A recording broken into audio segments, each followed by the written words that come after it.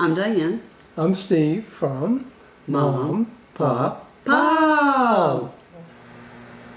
We recently went to Spongerama in Tarpon Springs, Florida, and we went to their museum and we learned a few things about sponges and what some people think are sponges but really aren't sponges, such as the loofah. The loofah is actually a vegetable, and we bought one and decided to cut it into many pieces because you can do that with a loofah because they have many uses.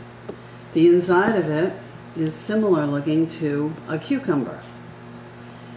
So we went back to our friend's house and we cut up the loofah, and it was rather difficult to cut, so we wet it to make it easier to cut.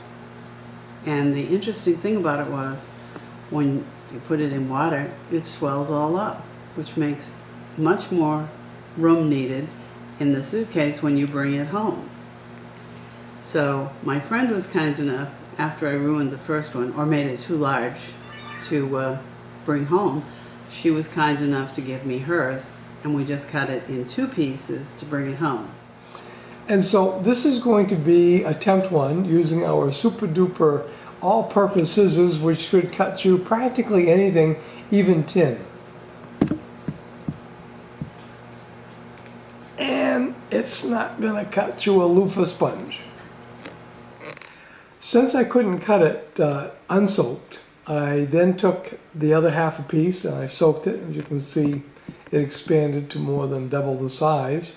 But this should perhaps give me a chance to cut it a lot easier. I'm going to use a serrated knife on a cutting board and basically saw through it, and this is working very well.